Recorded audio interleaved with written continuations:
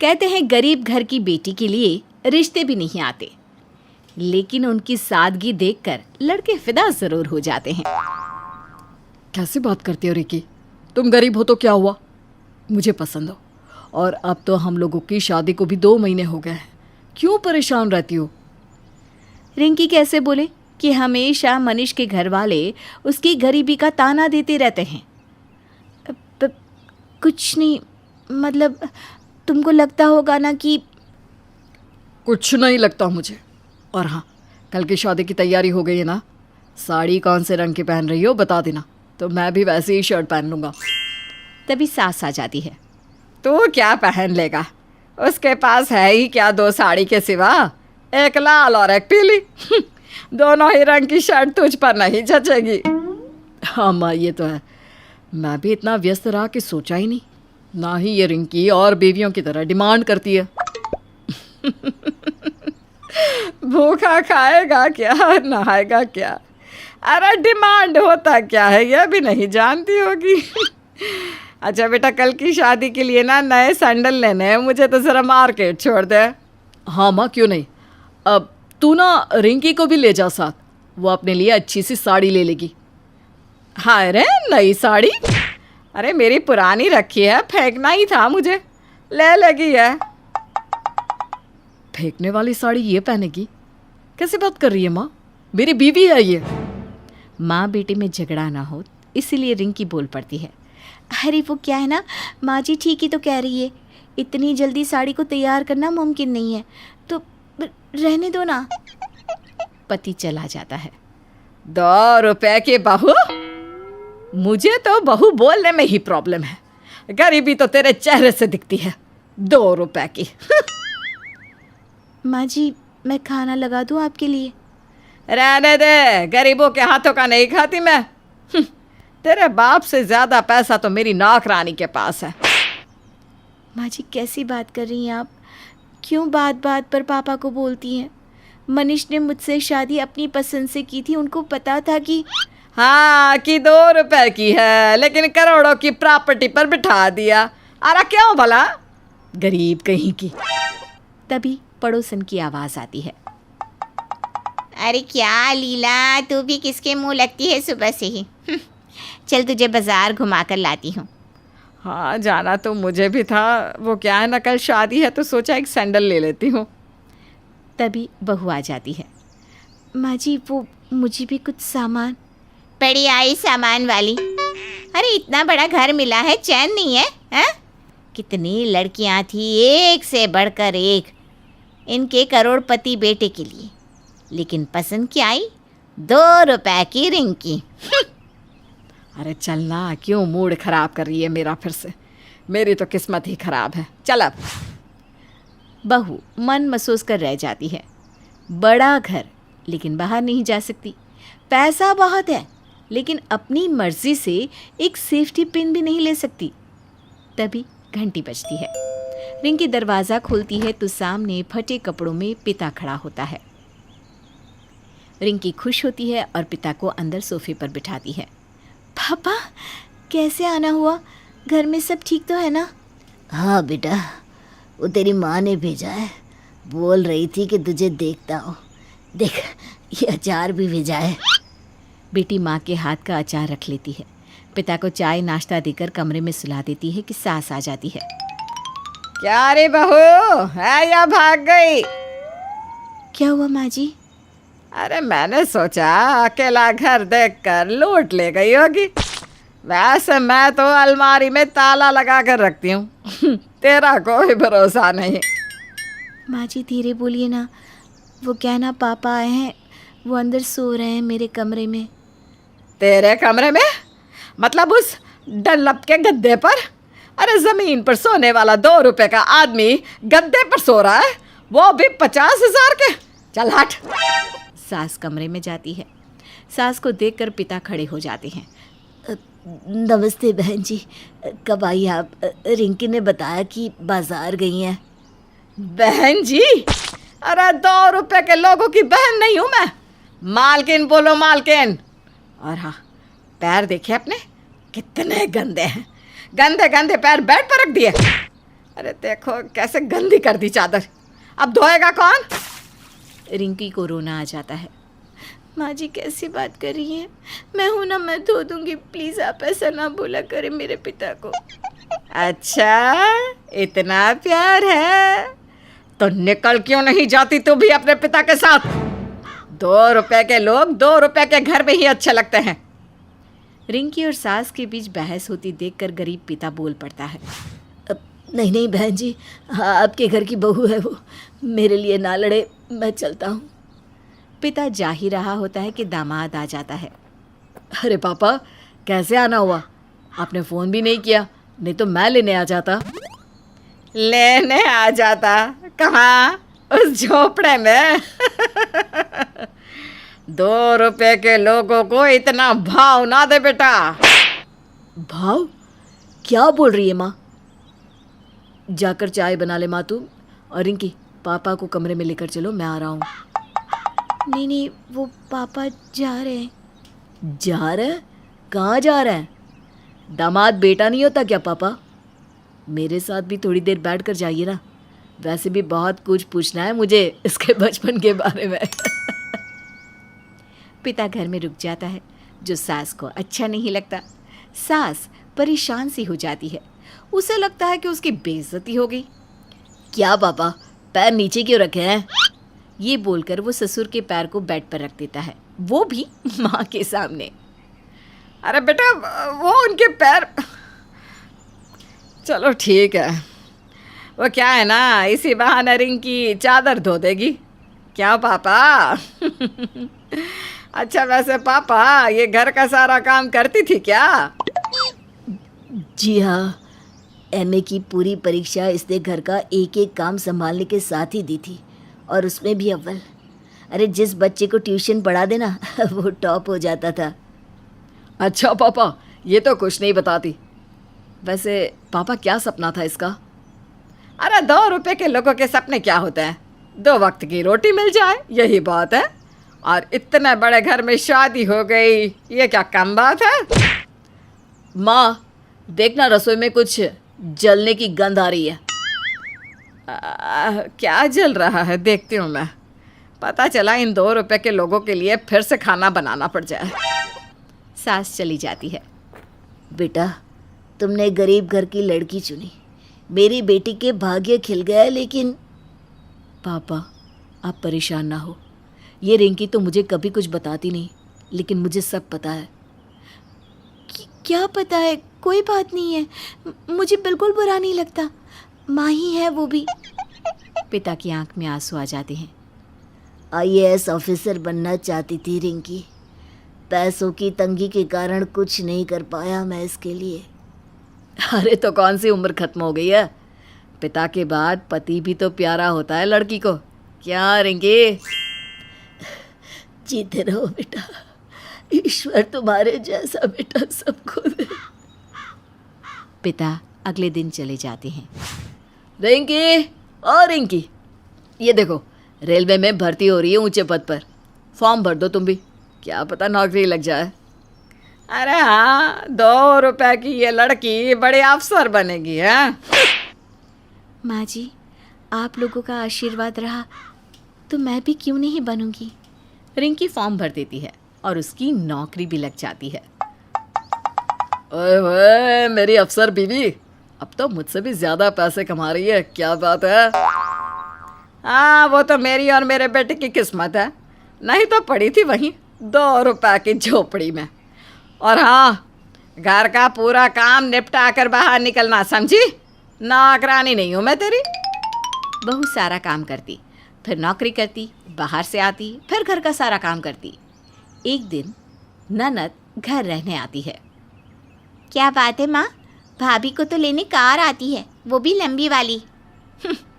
अरे रहेगी तो फिर भी वो 2 रुपए की ही ना।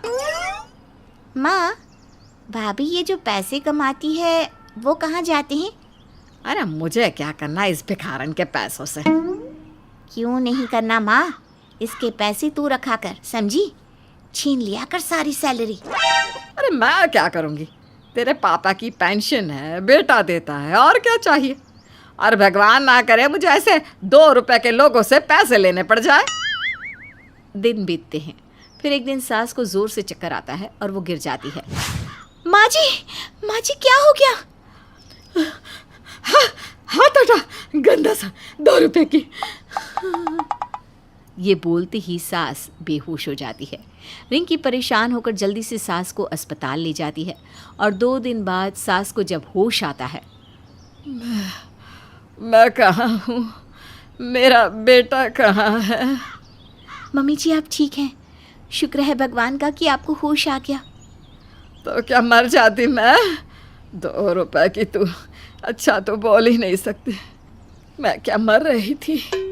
तभी बेटा आ जाता है, माँ को गले लगाता है और हाँ माँ, तुम मर रही थी, लेकिन रिंकी ने तुझे सही वक्त पर अपनी माँ का इकलौता हार तेरे ऑपरेशन के लिए लगा दिया, जो इसकी माँ की आखिरी निशानी थी, और तुझे बचा लिया।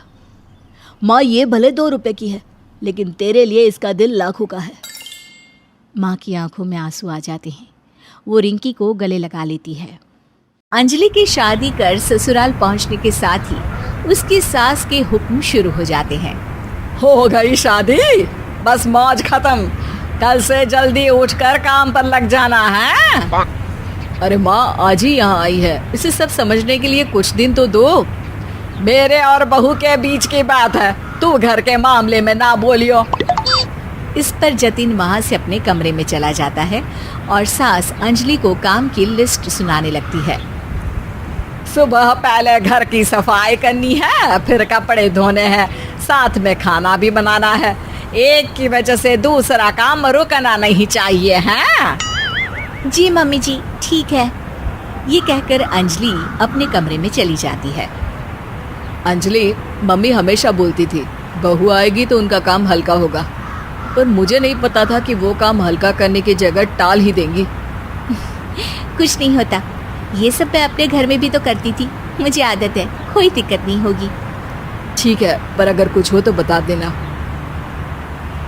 दोनों सो जाते हैं और अगली सुबह से अंजलि जल्दी उठ के सास के बताए कामों में जुट जाती है, जिसमें वो जैसे ही कपड़े धोने लगती है तो सास वहाँ आ जाती है। अरे सुनो, ये कपड़े ऐसे नहीं धुलेंगे, सबको डिवाइड कर फिर एक एक करके अलग अलग धोने हैं। क्या एक एक कपड़ा अलग करके? एक बार में सुनाई नहीं देता क्या? वही बोला है मैंने, लग जाओ काम पर हैं? सास की बात मानते हुए अंजलि एक एक करके कपड़े धोना शुरू करती है, जिसे करते हुए आधा दिन बीत जाता है। अरे रे, सुबह से कब दोपहर हो गई पता ही नहीं चला, अभी तो खाना भी बनाना है। अंजलि भागते हुए रसोई में जाती है, जहां उसकी सास पहले से ही उसे खड़ी मिलती है। खाना बना लेना, देखो पहले पकोड़े तल दो और एक एक पकोड़े अलग अलग तलना, नहीं तो कोई कच्चा कोई पक्का रह जाता है।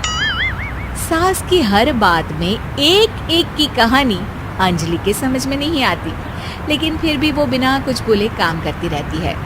अगली सुबह फिर वही शुरू होता है और सास एक बार फिर खाने के समय रसोई में आती है। आज क्या बन रहा है हैं? वो जतिन ने भिंडी की सब्जी, रोटी और धनिया की चटनी बोली है, इसलिए वही बना रही हूँ। अरे वाह जी वाह, बढ़िया है, पर भिंडी एक एक करके धोना, फिर टोवेल से पोंछकर एक एक करके ही काटना, साथ ही धनिया की पत्ती भी एक एक करके ही धोना। अरे पर मम्मी जी। अरे क्या पर, सफाई का ध्यान रखना आता भी है या नहीं है? मैं ये सब सबकी हेल्थ के लिए ही तो कर रही हूँ ना, और तुम अर पर करती रहती हो हैं? सास की बातें सुन अंजलि हैरान रह जाती है। मैं तो सिर्फ सोचती थी कि जानबूझकर मेरा काम बढ़ाने के लिए ये सब करती हैं, पर ये तो काम बढ़ाने के साथ परेशान भी करना चाहती हैं। मैंने इनकी कौन सी बहस खोल दी जो इतनी दुश्मनी निकाल रही हैं? अब क्या करूं? अब अंजलि सास की बातों और हरकतों के बीच फंस जाती है। काम के लिए मना भी नहीं कर सकती, नहीं तो जाने कौन सा ड्रामा खड़ा कर दे। पर अंजलि, तुझे कुछ तो करना पड़ेगा। इतनी देर में जतिन भी वहां आ जाता है। अरे कौन ड्रामा खड़ा कर रहा है और क्या करना पड़ेगा? जतिन की बात सुन अंजलि सोच में पड़ जाती है। इन्हें सच बताऊं या नहीं? पर अगर ये गुस्सा हो गए तो? वैसे भी अपनी माँ से बहुत प्यार करते हैं, फिर उनके खिलाफ कुछ सुन कैसे लेंगे? अंजलि ये सब सोच ही रही होती है कि जतिन फिर बोलता है, अरे क्या हुआ, कहाँ खो गई? अरे नहीं कुछ नहीं, वो मैं टीवी सीरियल के बारे में सोच रही थी। यहाँ और कौन ड्रामा करेगा? अरे तुम भी ना, चलो मैं चलता हूँ। इसके बाद कुछ दिनों तक अंजलि सास को सबक सिखाने के लिए अलग अलग प्लान सोचती रहती है, पर उसे सास के एक एक करके काम करवाने की आदत बंद करने का कोई तोड़ नहीं मिलता। अगर ऐसे ही चलता रहा तो कहीं मैं एक दिन अपने सिर के बालों को भी एक एक करके सुलझना ना शुरू कर दूं। पगली हो गई है क्या? अकेले में क्या बड़बड़ किए जा रही हो? वैसे आज खाने में क्या है? आलू की सब्जी। तो फिर आलू को अच्छे से काट कर उसके कटे हुए कपड़ों को एक एक करके ही धोना है। बिल्कुल, इसे कैसे भूल सकती हूँ? मेरे जी का जंजाल। अरे बातें कम काम ज्यादा है।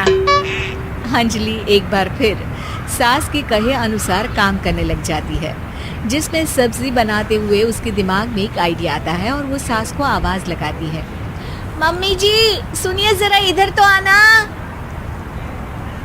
अंजलि की आवाज सुन सास रसोई में आती है। अरे क्या हुआ, क्यों गला फाड़ कर चिल्ला रही हो? कुछ नहीं, वो सुबह कपड़े धोने की जल्दी में नहाई नहीं थी और अब शाम की पूजा भी करनी है, तो आप जरा सब्जी देख लीजिए ना, तब तक मैं नहा कर आती हूँ। अंजलि सास को रसोई में छोड़कर नहाने चली जाती है। इसी तरह देखते देखते 4 घंटे बीत जाते हैं, लेकिन अंजलि बाथरूम से बाहर ही नहीं निकलती, जिसे देख सास उसे आवाज लगाती है, अरे बाथरूम में ही समाधि लगा ली क्या? यहाँ सब्जी बनकर ठंडी भी हो गई और अभी तक तेरा नहाना खत्म नहीं हुआ। मम्मी जी जैसे आप कहती हैं ना, मैं वैसे ही एक एक करके अपने बाल शैम्पू कर रही हूँ। तो अभी 3 घंटे और लगेंगे, तब तक काम और जतिन को खाना सर्व करना आप संभाल लेना। इस तरह अपने नहले पर बहू का दहला देख सास शॉक्ड रह जाती है, जिसके बाद से घर में एक एक करके करने का आलाप बंद हो जाता है। रोहित और ईशा की नोक-झोंक किसी न किसी बात पर चलती ही रहती है। आज उसका टॉपिक क्या है? खुद ही सुन लीजिए। जब मैंने बोल दिया महीने का राशन मैं खुद खरीद कर लाऊंगा, फिर तुम्हें दिक्कत क्या है? दिक्कत यह है कि तुम अपनी कंजूसी में या तो सस्ता सामान ले आओगी या कुछ लेकर ही नहीं आओगी। उसे कंजूसी नहीं बचत कहते हैं, जो तुम्हें भी सीखनी है। रहने दो कंजूस मक्खी चूस। रोहित बिना कोई जवाब दिए सामान खरीदने चला जाता है। घर से कुछ दूर राशन की दुकान पर पहुंचकर रोहित दुकानदार से कहता है, अरे भैया जरा मैं जो बताऊं वो सामान तो निकाल दो। अरे भैया, आपके घर जाने वाले हर महीने का सामान मुझे पता है, 1 मिनट रुके निकाल देता हूँ। हाँ, इसलिए तो इतना लंबा चौड़ा बिल बैठा देते हो। अच्छा, आज मैं जो बताऊंगा सिर्फ वही जाएगा घर पर। रोहित अपनी लिस्ट के अकॉर्डिंग सामान लेकर घर पहुंच जाता है। तुमसे आधे पैसों में सामान लेकर आया हूं। और मैडम, आप फालतू पैसे वैसे खर्च बहुत करती हो। हाय मेरे रब्बा, पक्का कोई गड़बड़ की होगी।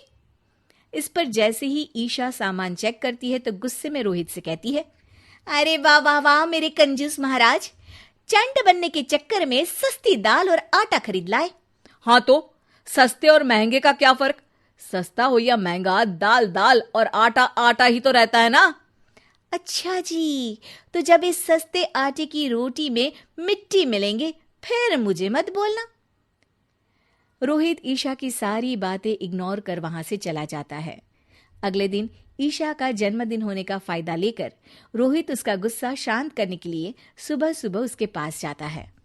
Happy birthday to you my sweet sweet wife. Thank you, लेकिन घर में कुछ नहीं बनेगा। इस बार मुझे पार्टी का वादा नहीं, पार्टी चाहिए। And for your information, cold drink और चिप्स खिलाने को पार्टी नहीं बोलते, कंजूस। ओए, ये ज्यादा हो गया। Don't hurt my ego. चलो मांगो, आज जो मांगना है मांग लो। तुम भी क्या याद रखोगी, इतना अच्छा पति मिला है। मजाक अच्छा था। अरे आई एम सीरियस यार, बताओ ना कहाँ चलना है, बोलो बोलो।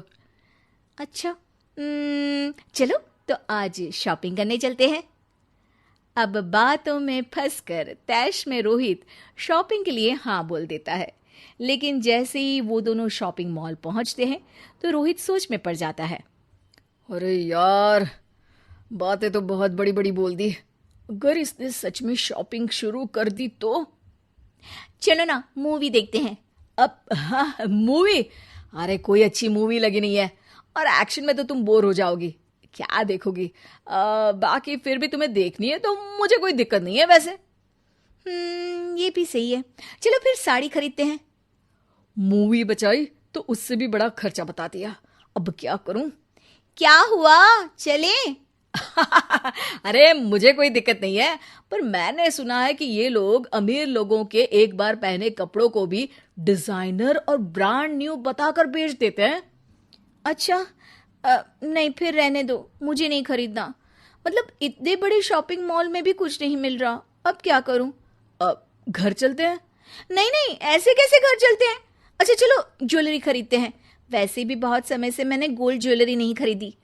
ईशा की बात सुनकर रोहित को तो जैसे सदमा ही लग जाता है। छोटे मोटे खर्चों से बच रहा था, इसने तो लंबी चप्पत लगाने का प्लान बना लिया।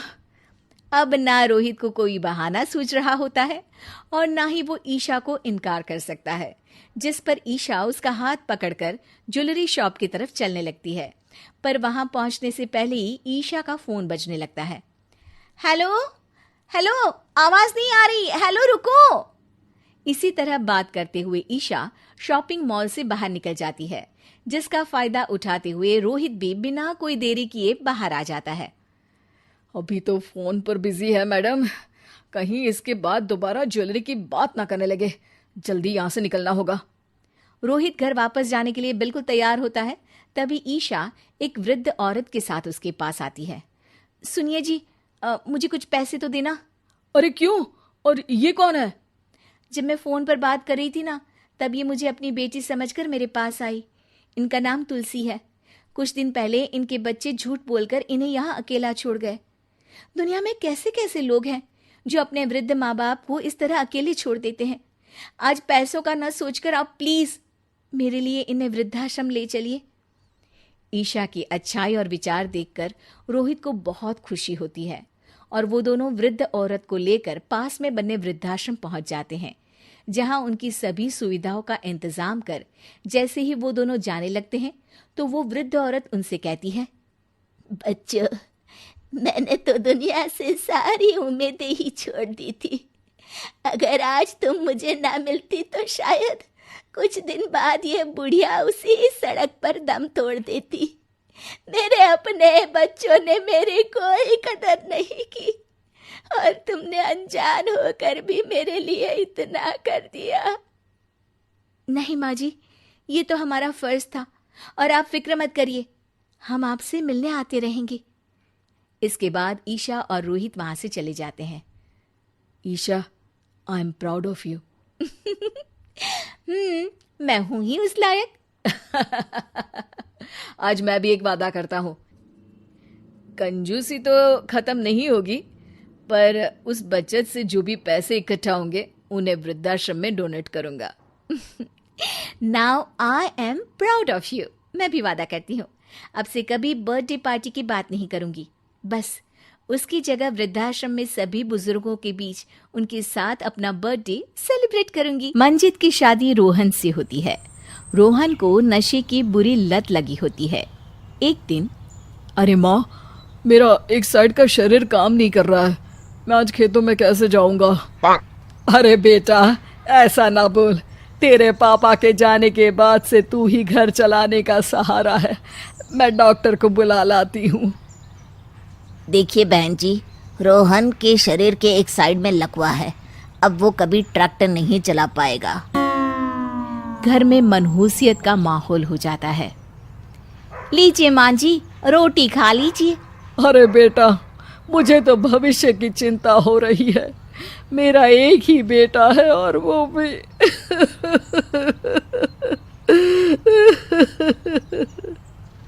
माँ जी, आप चिंता न करें। जब तक ये बीमार है मैं खेत जाकर काम कर लिया करूँगी। वैसे भी नशे के कारण इनका शरीर काफ़ी कमज़ोर हो गया है। अगले दिन मंजीत खेत में जाकर काम कर शाम को घर लौटती है। ये ले बेटा, पानी पी ले। कैसा रहा काम का पहला दिन? माँ जी, काम तो ठीक है, लेकिन मैं अगर ट्रैक्टर चलाना सीख लूँ ना तो काम और भी आसान हो जाएगा। अरे बेटा, दुनिया क्या कहेगी कि औरत होकर ट्रैक्टर चला रही है। माँ जी, या तो हम दुनिया देख ले या अपना घर, कोई बात नहीं। जब ये ठीक हो जाएंगे तो सब ठीक हो जाएगा। अरे बहू, जरा बाहर तो आना। जी माँ जी। बहू, तेरे मामा जी आए हैं, तूने बुलाया था ना? हाँ माँ जी, वो मामा जी ना आज से मुझे ट्रैक्टर चलाना सीख। मंजीत मामा से ट्रैक्टर चलाना सीखती है। वो मन लगाकर खेतों में काम करती है। और एक दिन, माँ जी, पता है इस बार पूरे गांव में सबसे ज्यादा फसल का उत्पादन हमारे खेतों में हुआ है। इस साल तो खूब पैसे आएंगे। हाँ। सास खुश नहीं होती है। वो चुपचाप वहाँ से जाने लगती है। तभी मंजीत उसे रोक लेती है। क्या हुआ माँ जी, आपको खुशी नहीं हुई? बेटा, आज डॉक्टर साहब बोल रहे थे कि रोहन के ठीक होने के लिए 5 लाख रुपए की ज़रूरत है। समझ नहीं आ रहा क्या करूं। मंजीत शांत हो जाती है। अगले दिन सास मंजीत के पास आती है। बेटा, ये मेरे गहने हैं, इसे अपने गहनों के साथ जोड़कर सुनार को दिया। जितने पैसे हो ले आ, डॉक्टर को आज ही देने हैं। मंजीत अपने गहने और सास के गहनों को लेकर दुकान में बेचकर पैसे लेकर घर आ जाती है। माँ जी, सिर्फ 3 लाख रुपए का ही इंतजाम हो पाया है, बाकी के पैसे कैसे आएंगे? बेटा, अब तो एक ही चारा है, हमें ज़मीन भी बेचनी पड़ेगी। माँ, खेत बेच देंगे तो खाएंगे क्या? अरे बेटा, कोई दूसरा चारा भी तो नहीं है। रोहन ठीक हो जाए तो वो मेहनत करके इससे भी बड़ी ज़मीन ले लेगा। सास बहू मिलकर खेत भी बेच देते हैं। अब पूरे पैसे लेकर सास डॉक्टर के पास जाती है। डॉक्टर साहब, ये लीजिए सारे पैसे, बस किसी तरह मेरे बेटे को ठीक कर दीजिए। आपका बेटा ठीक तो हो जाएगा, लेकिन 6 महीने का समय लगेगा। सास बहू सोच में पड़ जाते हैं कि अब तो कोई जरिया भी नहीं रहा जहाँ से उन लोगों को कमाई हो। अब कमाएंगे नहीं तो खाएंगे क्या? माँ जी, मेरे माता पिता ने लड़की होने के कारण मुझे ज़्यादा पढ़ाया लिखाया नहीं, लेकिन ट्रैक्टर चलाना सीखकर मैं कुछ काम करने के लायक तो हो ही गई हूँ। अरे बेटा, ट्रैक्टर अब कहाँ चलाएगी, खेत तो बिक गए हैं। माँ जी, मैं किसी और के खेतों में दिहाड़ी में काम कर लूँगी, कुछ तो पैसे आएंगे ही ना। ये कहकर मंजीत काम करना शुरू कर देती है। जैसे तैसे उन पैसों से गुजारा चल ही रहा था। माँ जी, पास के अस्पताल से मुझे नौकरी के लिए ऑफर आया है। पैसे भी ये 4 गुना ज़्यादा मिलेंगे और अब खाने पीने दवाई के साथ हम कुछ पैसे भविष्य के लिए भी जोड़ पाएंगे। लेकिन काम क्या है बहू? माँ जी, मुझे अस्पताल की एम्बुलेंस चलानी है। अरे, तू तो मेरी बहू नहीं, बेटा है बेटा। ज़रूर जा बेटा। और हाँ, तूने पूरे गांव में एक मिसाल कायम कर दिया कि हर काम हर कोई कर सकता है। उनके लिए लड़की या लड़का होने की कोई ज़रूरत नहीं। मंजीत मन लगाकर काम करना शुरू कर देती है। आगे जाकर वो खुद का एम्बुलेंस भी खरीद लेती है और अब तो उसका पति भी ठीक हो जाता है और सब पहले से भी ज्यादा खुशहाल जिंदगी जीने लगते हैं। निधि की शादी किशन नगर में जतीन के साथ हो जाती है। उसकी 2 सास थी, एक तो उसकी सास और एक उसकी दादी सास। निधि स्वभाव में बड़ी ही चंचल स्वभाव की थी और ये बात उसकी सास को बिल्कुल पसंद नहीं थी। एक दिन निधि हेडफोन लगाकर गाने सुन रही होती है और नाच रही होती है। तभी उसकी सास वहाँ आ जाती है। It's the time to disco, कौन मिले देख किसको, It's the time to discuss. निधि जैसे ही मुड़ती है, उसकी सास वहां खड़ी होती है। वो अपनी सास को देखकर नाचना बंद कर देती है। मम्मी जी, मैं ना बस थोड़ा। नहीं नहीं बहू, और नाचो, पूरे दिन रात एक कर दो प्रैक्टिस में। क्या है ना, तुम्हें तो डांस इंडिया डांस में जाना है ना। Dance India dance? नहीं नहीं मम्मी जी, वो तो मैं बस ऐसे ही। हाँ हाँ पता है, तुम ऐसे ही ठुमके मार रही हो, नाश्ता तो बना रही है अब तक। ओह, बस मम्मी जी, मैं जा ही रही थी बनाने। तभी वहां निधि की दादी सास आ जाती है। अरे बहू, जरा मेरे कमरे में तो चल, तेरा चश्मा नहीं मिल रहा है। माँ जी, चश्मा मिलेगा भी कैसे, वो तो आपने अपने सर पर लगा रखा है। भूल गई थी मैं। सास वहां से चली जाती है और दादी सास निधि की तरफ देखकर मुस्कुराती है और आंख मारती है। अगले दिन निधि टीवी देख रही होती है। तभी वहां उसकी सास आती है और कहती है, बहू, ये क्या, दिन भर टीवी के सामने अपनी आंखें खराब करती रहती है तू। मम्मी जी, वो कोई काम नहीं था तो मैंने सोचा कि टीवी ही देख लूं। अच्छा, काम नहीं था, कोई नहीं, रात में घर में कुछ रिश्तेदार आ रहे हैं, उनका खाना बनाना है। चलिए बहुरानी जी। हैं? कितने लोग आ रहे हैं मम्मी जी? यही कोई 10-12 लोग होंगे। अभी से ही लग जाओ काम पर, समझी। उनकी खातिरदारी में कोई कमी नहीं रहनी चाहिए। सास वहां से चली जाती है। बाप रे, 10-12 लोग, इतने लोगों का खाना, इतना खाना तो एक साथ मैंने कभी नहीं बनाया। निधि रसोई में जाती है और सब्जी काटना शुरू करती है।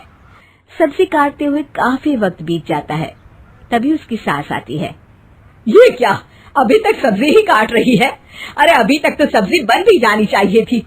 जल्दी जल्दी हाथ चलाओ बहू, मैं जरा मार्केट जा रही हूँ। सास चली जाती है। इतना सारा काम है और खुद अकेले ही करना पड़ रहा है मुझे। निधि सब्जी काटने के बाद आटा गूंदना शुरू करती है तो देखती है कि आटा खत्म हो गया है। आटे के पैकेट ऊपर वाले स्लैब में रखे हैं। उफ़, एक काम और बढ़ गया। निधि आटा निकालने के लिए स्टूल पर चढ़ती है और पैकेट उतारने लगती है। तभी उसका बैलेंस बिगड़ता है और सारा आटा उसके ऊपर गिरता है। हे भगवान, मर गई रे, ये तो सारा आटा ही गिर गया। अब क्या करूं? आज तो सासू माँ से बहुत डांट पड़ेगी।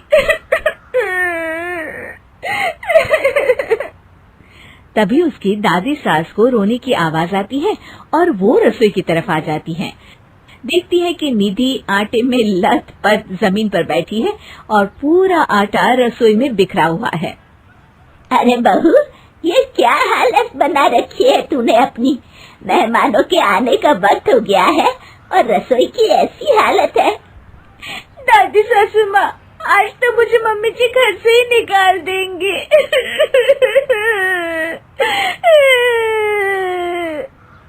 ओफो, रोना बंद भी करो और जल्दी से सफाई शुरू करो। चलो, खाना मैं बना देती हूँ। निधि सफाई में लग जाती है और दादी सास झटपट सारा खाना बना देती हैं। रात में सारे मेहमान खाने पर बैठते हैं। लीजिए ना, आज तो सारा खाना हमारी बहू ने बनाया है। सब खाना शुरू करते हैं। कैसा लगा आप लोगों को बहू के हाथ का खाना? खाना तो बहुत ही अच्छा बना है। हाँ हाँ, और ये पालक पनीर तो बहुत ही अच्छा है। ये सुनकर निधि बहुत खुश हो जाती है और अपनी सास की तरफ देखती है तो देखती है कि उसकी सास तो कुछ भी खा ही नहीं रही होती। अरे मम्मी जी, आप लीजिए ना, मैं परोसती हूँ आपको। ये लीजिए पालक पनीर और ये लीजिए रोटी। सास जैसे ही खाने का निवाला खाती है तो अपनी बहू की तरफ देखती है। कैसा बना है खाना मम्मी जी? सास दादी सास की तरफ देखती है। अब बहुत अच्छा खाना बना है। दादी सास समझ जाती है कि उसकी बहू को पता चल गया है कि खाना उन्होंने बनाया है और निधि ये सोचकर घबरा रही होती है कि अब उसकी सास उसका क्या हाल करेगी। सारे मेहमान चले जाते हैं। बहू, तुम्हें शर्म नहीं आती? सारा खाना तुमने सासू माँ से बनवाया। नहीं मम्मी जी, वो दरअसल आटा। तभी दादी सास वहां आ जाती है और निधि की बात काटते हुए कहती है, अरे बहू, मेरी थोड़ी सी तबीयत ठीक नहीं लग रही, तू जरा डॉक्टर को तो बुला दे। अरे सासू माँ, क्या हो गया आपको? चलिए कमरे में आइए आप। सास निधि की दादी सास को अंदर लेकर जाती है और दादी सास एक बार फिर से निधि की तरफ देखकर मुस्कुराती है। दादी सास ने मुझे फिर से बचा लिया।